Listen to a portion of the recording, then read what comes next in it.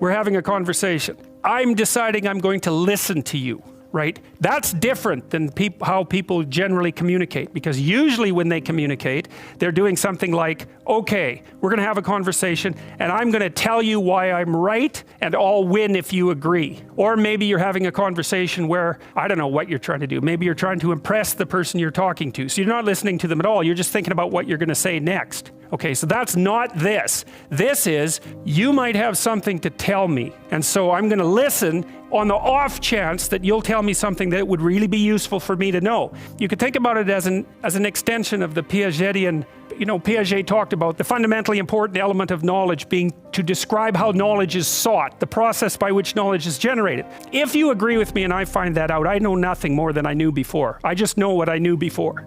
And maybe I'm happy about that because, it didn't get challenged. But I'm no smarter than I was before. But maybe you're different than me, and so while I'm listening to you, you'll tell me something I don't like. Maybe it's something I find contemptible or difficult, whatever. Maybe you'll tell me something I don't know, and then I won't be quite as stupid. And then maybe I won't run painfully into quite as many things. And that's a really useful thing to know, especially if you live with someone and you're trying to make long-term peace with them, is they're not the same as you. And their way they look at the world and the facts that they pull out of the world aren't the same as your facts. Even though you're going to be overwhelmed with the proclivity to demonstrate that you're right, it is the case that two brains are better than one. Maybe 9 of the 10 things they tell you are dispensable, or maybe even 49 out of 50, but one thing, all you need to get out of the damn conversation is one thing you don't know. And one of the things that's very cool about a good psychotherapeutic session is that the whole conversation is like that. All you're doing is trying to express the truth of the situation as clearly as possible. That's it. Now, Roger's proposition, and I'll tell you why he derived it, was that if you have a conversation like that with someone, it will make both of you better. It'll make both of you psychologically healthier. So there's an implicit presupposition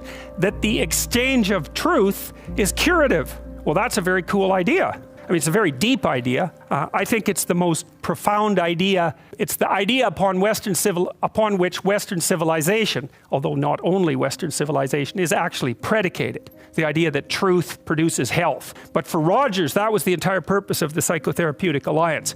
You come to see me because you want to be better. You don't even know what that means necessarily, neither do I. We're going to figure that out together.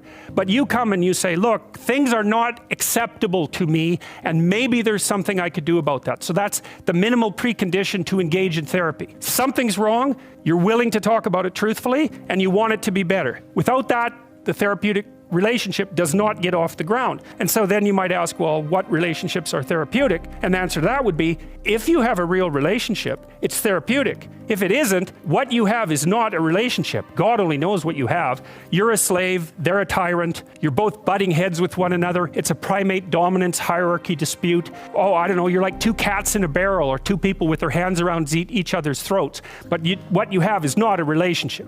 We may say that the greater the communicated congruence of experience, awareness, and behavior on the part of one individual, that's a reference to the same idea that I was describing with regards to Jung. So you come and talk to me and you want things to go well. Well, I'm going to have to more or less be one thing, because if I'm all over the place, you can't trust any continuity in what I say. There's no reason for you to believe that I'm capable of actually telling you, I'm capable of expressing anything that's true. So the truth is something that emerges as a consequence of getting yourself lined up and beating all the impurities out of your soul, for lack of a better word. You have to be integrated for that to happen, and you do that at least in part by wanting to tell the truth. The more the ensuing relationship will involve a tendency towards reciprocal communication with the same qualities. One of the things, I've been quite influenced by Rogers. One of the things I try to do in my therapeutic sessions is, first of all, to listen, to really listen. And then, while I listen, I watch. And while I'm listening, things will happen in my head. Maybe I'll get a little image of something, or I'll get a thought or a question will emerge, and then I'll just tell the person what that is. But it's sort of directionless, It's not like I have a goal, except that we're trying to make things better. I'm on the side of the person, I'm on the side of the part of the person that wants things to be better, not worse. Those parts of us have a dialogue, and the consequence of that dialogue is that certain things take place, and then I'll just tell the person what happened. And it isn't that I'm right. That's not the point. The point is that they get to have an hour where someone actually tells them what they think. Here's the impact you're having on me. This is making me angry. This is making me happy. This is really interesting. This reminds me of something that you said an hour ago that I don't quite understand. The whole point is not for either person to make the proposition or convince the other that their position is correct, but merely to have an exchange of experience about how things are set up. And it's extraordinarily useful for people because it's often difficult for anyone to find anyone to talk to that will actually listen. You have written an article on how to write. Can you do the same on how to speak? Well, I suppose I could. I could tell you a little bit about it. If you're going to speak about something, you need to know a lot about it. You need to know 3 or 4 times as much as you're going to speak about at minimum. So first of all, you have to do your background research. You have to have multiple stories at hand that you can use to illustrate your point. And you have to have a point. You have to organize what you're talking about around a problem. So before I go on stage to speak on my tour, I always sit for half an hour, some of which involves usually about 5 minutes of anxiety. And I think, okay, there's a problem I'm trying to address tonight, a central problem or a theme. What is it? It might be courage, it might be responsibility, it might be meaning. I think that serves as an organizing principle. So that would be the point. And then basically I organize, say, a dozen stories around that, and I can kind of arrange them as a journey, and it's a journey that circles the main point. And so I'm trying to explore it, to say what I think about courage, let's say, but to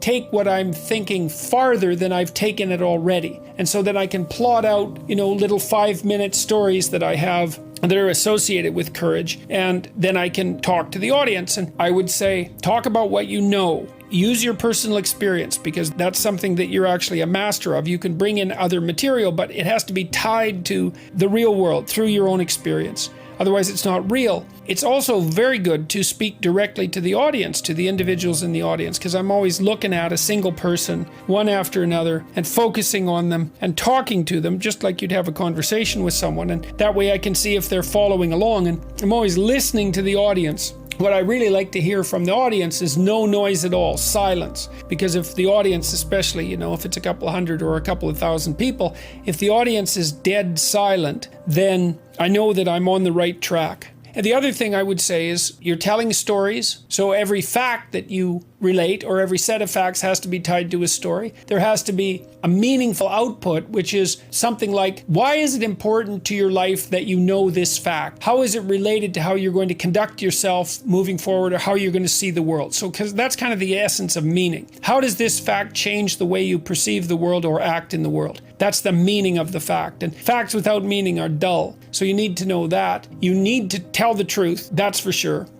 And for me, my talks are they're an attempt to explore a set of ideas in the most truthful way that I can manage. And that's also an adventure, because letting yourself speak freely about a topic, you don't always know where it's going to go. And so, but that also hooks in the audience, because they're along for the ride, right? And there's a risk. The risk is you might forget where you are, you might lose the thread, you might say something you regret, you might get confused. The talk should be a process of exploration, like a journey that you're taking the audience along on. It's the same when you're reading a novel. Like a great novel isn't exactly plotted out from beginning to end to begin with. The author is taking himself or herself and you on an intellectual adventure through the character development, and the characters have to be allowed to live and to express themselves, and the novel needs to unfold. It's like a colloquy between the conscious mind and the unconscious source of inspiration. The novel is actually a journey through a characterological landscape, and the author shouldn't know where he or she's going to end up at the beginning. Same with an artist and who's writing a song or piece of music or piece of visual art. There has to be play and exploration along the way. And so you also don't want to deliver an over-prepared talk, in my estimation, or at least that's not how I do it. You want to have a theme, you want to have a body of knowledge from which you can draw on, and then you want to be actively exploring the idea in front of the audience. And that's very gripping for everyone, including you. And you should learn something from the talk. It's an opportunity to think on your feet.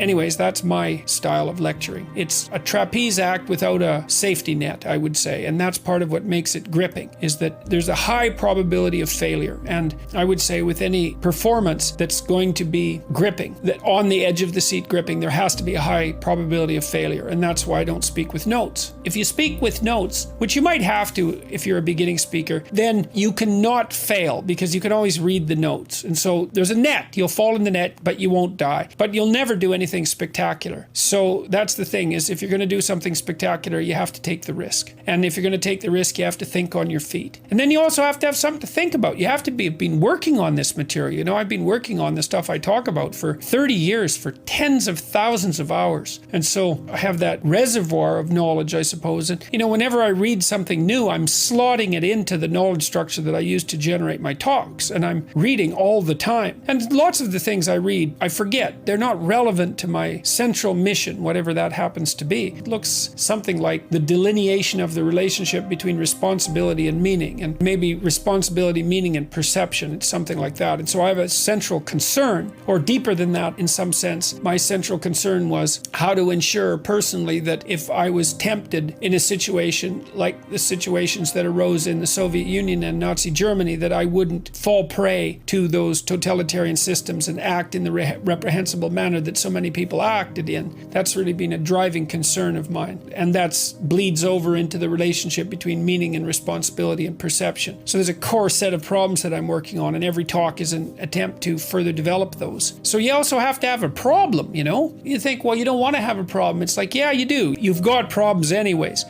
If you're alive, you've got problems. Pick one of them. It can be your problem, and that can be the problem you try to address, whatever that happens to be. And then you have something to talk about. How am I going to address this problem? How can this problem be addressed? So you need to have a problem too if you're going to talk, just like you need to have a problem if you're going to write, because the writing is an attempt to solve the problem, and so is the talking. If you're not trying to solve a problem, what the hell are you doing talking? Why should anyone care? It's got to be a real problem too, like a nail biter of a problem, a dragon of a problem. And if it's a problem that everyone else shares, so much the better. And then you grapple with it. Speaking in the appropriate way, you can get all sorts of things churned up in the unconscious minds of your listeners. And by watching them as well, you can extract out their unconscious desires. So now, I'm speaking to you all, and you're all irritated because your life has been really awful for 15 years. And I'm saying this, and I'm saying that, and I'm saying this, and I'm saying that. Initially dismissive of Jews. And you're all mad, and there's 2 or 3 people who go, yeah! And then I think, oh, you know, that's kind of an interesting response. And then lay out a couple more ideas, and some of them don't get any response. And others, you know, people perk right up. And I'm not stupid, and I'm trying to get the bloody attention of the crowd. If I do that 50 times, the crowd's going to tell me an awful lot about what they want, especially if I'm willing to follow them. And I can do that easily because, especially if I can start to work the crowd a little bit, because I can capitalize on their emotions and the display of that emotion, and I can learn to play that. And then that turns into a positive feedback loop. And so Hitler's informing the audience, and the audience is informing Hitler, and that's why Jung believed that Hitler embodied the shadow of the German people. So that's another reason why you should be careful what you say, and why you say it, you know, and why you're looking for attention, and all of those things, and actually what's motivating you, and actually what's motivating the people who are listening to you. Because God only knows where it might go if you're not careful. Well, actually, we do know where it goes if you're not careful, and it's not pretty, that's for sure. And to think that we've learned anything from that, it's like, no, that's not right. We haven't learned a damn thing from it, because we don't want to understand it. Now, these guys were all concerned with that sort of thing. They were highly concerned with it. Now, Binswanger and Boss had both been influenced by Freud and by Jung. You can see in the bottom right-hand corner there, that's Boss with Jung, and that's Binswanger on the left and Boss at the top there. So, you know, they're pretty thoughtful-looking guys, and they were pretty damn smart, and they were quite philosophically oriented, and they had both studied Heidegger, and they'd both studied Husserl, who were German philosophers. Heidegger actually got tangled right up into the Nazi movement, and his philosophy has been cast under a cloud of suspicion, perhaps a well-deserved cloud of suspicion, as a consequence of his cooperation with the Nazis. So it wasn't only stupid people who got tangled up in this, it was pretty much everybody who got tangled up in it. And one of the things you might think about, and this is worth thinking about, is that if you were there, for any one of you, there's a 90% chance that you would have got tangled up in it. You wouldn't have been the person who rescued the gypsies. It's like, forget that. Unless you think that, you know, you're heroic far beyond the average, and I would be very, very careful about assuming that. You could assume instead that you would have been swept along with the crowd just like everyone else, because everyone else was. Part of what these guys were trying to figure out is, in some sense, there were 2 things. There was the function and structure of belief systems, and then the nature of that which transcends a belief system. What transcends a belief system is what you don't know if you use that belief system, right? Because there are things outside of your belief system, and they have a nature as well. And you usually run into those sorts of things when you make a mistake. and things don't happen the way you expect them to or want them to or desire them to. And then the other problem they're trying to solve in some sense is, well, what's the appropriate mode of behavior for an individual in relationship to belief systems and to the world that transcends the belief system? And the reason they were interested in that is because they thought, well, maybe it would be a good idea if our belief systems didn't get so damn pathological. Because if they do, then, 6 million people end up in ovens or the equivalent, and 120 million people end up dead in battlefields. And, that doesn't count the Stalin massacres or Mao, who made Hitler, in some sense, look like an absolute amateur. I mean, Stalin starved 6 million people to death in the Ukraine in the 1930s, and he was just warming up. I don't know how many of you have heard of the Ukraine famine? How many of you haven't? Yeah, well, think about that. How many of you knew Mao killed 100 million people? How many of you didn't? Yeah, well, you might think about why you don't know that. You know about the damn Nazis, but you don't know about the horrors that the communists perpetrated. It's worth thinking about why, because the communists, especially the Maoists, man, those people were brutal. It's really important, like, of all the things we could possibly learn psychologically from the 20th century, and is what these characters in the 50s were concentrating on. It's like, okay, things can go powerfully sideways. It was quite a shock to everyone because in some sense, everyone was pretty thrilled at the beginning of the 19th century that classical religion beliefs had crumbled. The Marxists said, well, the damn religions were only there to oppress the poor anyways and to keep the priesthood and the aristocracy in power. I'm sure you learn plenty of that in your classes, that sort of thinking. It's power economics related thinking, and it's typical of intellectually manipulative left-wing thinkers. I would say that's basically their routine. They reduce everything to a single damn motivation. It's usually economics or power. Then they explain everything from that perspective. It's so boneheaded, it should be illegal. I write about this a fair bit in 12 Rules for Life. There's a chapter, I think it's chapter 9. I think that's right. Assume that the person that you're listening to knows something you don't. It's kind of a derivation of some things that I learned from Carl Rogers, who was a great clinician, great 20th century clinician. His star sort of rose during the 1960s. He was a humanist. He was a Christian missionary when he was a kid, but he dropped that and he became a leading light in humanistic psychology. And he was really interested in the preconditions for therapeutic conversation. And he thought that if you were going to engage in the process of therapy with a client, that the client had to bring to the session before he or she arrived the willingness to make things better. That would be the first thing. And I've done therapy that was court mandated. It's like, I wouldn't recommend that. That just doesn't work very well, because you can't force someone to be better. They have to kind of come already thinking that there's a bunch of things they don't know and that their life could be better than it already is. And that's a good position to take when you're engaging in a conversation with someone. It's like, look, if you already know enough, more power to you, man. But if you're suffering more than you think is necessary, which is like highly probable, or more than you think is desirable, which basically means if you're suffering more than you think is desirable, that means that you're way more ignorant than you need to be, right? That's what it means, because maybe you have an illness, you don't know how to cure it. Maybe you're having a fight with someone, you don't know how to get out of it. Maybe you're failing at work and you don't know what to do about it. It's like you're ignorant, and no wonder, because people are ignorant. And so you might think, well, unless everything is just the way you want it to be, then you have something to learn. And then you think, well, maybe the person you're talking to, no matter how uncomfortable you are with their opinions and how bent out of shape you think they are, maybe even how bent out of shape they actually are, there's always the possibility that if you actually engaged in a conversation, you asked them questions and you tried to figure out what they thought, that you'd come away with one crumb of knowledge more than you had when you went into the conversation. And like conversations like that are a lot more interesting. I've probably done 20,000 hours of clinical work, something like that. And so that's 20,000 hours of really, really, really, really serious conversations. And they're almost always interesting beyond belief. And like I've had clients that I told you already that sort of spanned the entire spectrum, from people who were impaired cognitively and behaviorally that, well, they were utterly unemployable by any reasonable standards, to people who were unbelievably high functioning. And I've found working with all of them, if I'm in the zone properly, it's ridiculously fascinating because people are ridiculously interesting and everyone has their own characteristic experience that's actually unique. And so if you have a real conversation with someone and they tell you what's unique about their experience, the probability that you can learn something from that is, well, it's certain that you can. My low IQ clients, God, they taught me so much. They taught me how difficult things were first.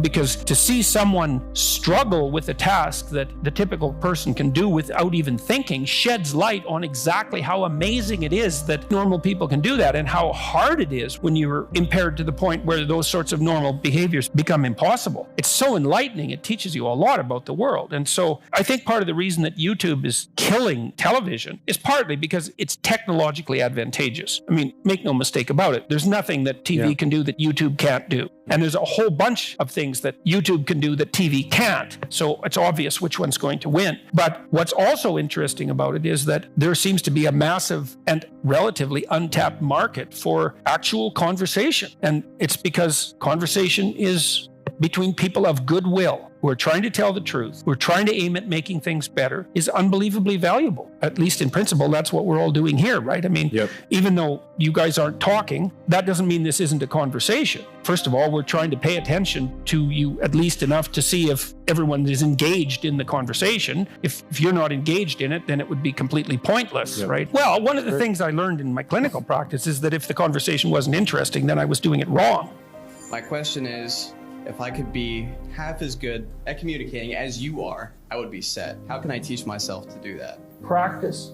Well, there's a couple of things. It helps to read a lot. It really helps to write. So if you want to make yourself articulate, which is a very good idea, then not only should you read, but you should write down what you think. And if you can do that a little bit every day, 15 minutes, maybe you could steal 15 minutes and do it every day. But if you do that for 10 years, you really straighten out your thinking. If you're going to speak effectively, you have to know way more than you're talking about. This is often difficult for beginning lecturers at university because they'll do a lecture on a topic, but they only know as much as they're saying in the lecture. And they get kind of stuck to their notes because of it. But you want to know 10 times as much as you are saying in the lecture, and then you can specify a stepping path through it and elaborate with the other things that you know. But to do that, you have to do a lot of reading, but you also have to do a lot of reading because that's where the synthesizing comes. So that's on the input side. And then on the output side, well, there's some tricks, techniques, let's say, is like if you're speaking in front of a group, you are not delivering a talk to a group. That's not what you're doing. The talk isn't a packaged thing that you present to a group. There isn't a group. There's a bunch of individuals, and you talk to them. So when I talk to a group, I always talk to people one at a time.